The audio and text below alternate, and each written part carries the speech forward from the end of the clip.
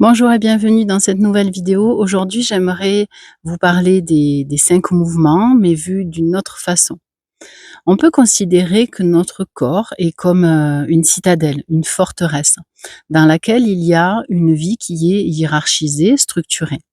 La peau représente les remparts et à l'intérieur, donc, il y a tous les organes qui ont une fonction bien déterminée. En premier, il y a le cœur qui est dans son donjon. Il est en communion directe avec le ciel et il favorise en fait l'élévation de son peuple pour lui transmettre le bon, le bien et le vrai. Le cœur, c'est agir dans le non-agir, c'est-à-dire que il s'abstient de toute intervention inutile sur le cours des choses que suivent la voie du Tao. Donc ensuite, il y a le maître-cœur qui est le conseiller du cœur.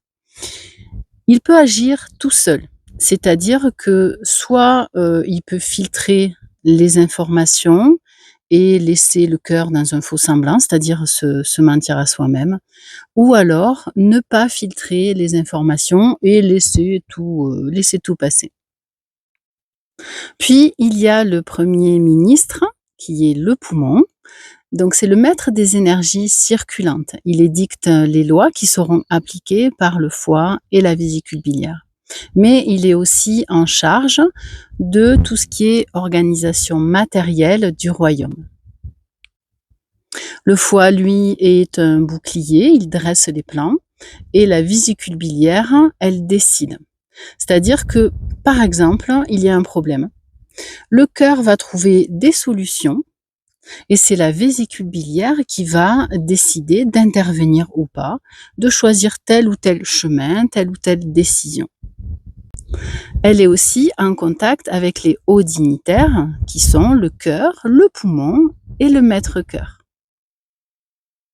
La rate et l'estomac sont les greniers des liquides et des céréales et ils sont toujours pleins pour alimenter le peuple. C'est la terre, c'est le centre, c'est la transformation. Puis nous avons les intestins qui répartissent équitablement les aliments dans tout le corps. Le triple réchauffeur, quant à lui, est là pour éviter tout ce qui est encombrement des rues.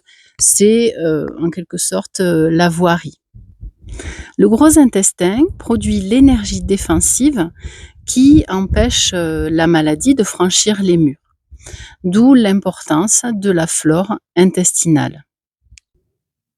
L'intestin grêle fait un second tri dans la répartition des liquides et des céréales et il a un rôle important dans le métabolisme des vitamines et notamment la vitamine K qui est responsable de la coagulation. Et puis il y a les reins qui sont la profondeur des fondations. Il faut savoir que tous les méridiens ont une branche profonde allant jusqu'aux reins. Le rein yang est le fondement de tous les yang et le rein yin est le fondement de tous les yin. Alors si tout ce petit monde, tous ces fonctionnaires ne remplissent pas correctement leur mission, en fait il peut y avoir, comme vous pouvez le deviner, un certain désordre, un certain chaos. Alors j'aimerais terminer cette petite vidéo en disant que tous les jours nous vivons ce cycle des 5 mouvements et parfois il peut y avoir des blocages. Donc une personne peut se retrouver à avoir de l'insatisfaction dans ses réalisations, les recommencer sans cesse et sans jamais aller jusqu'au bout.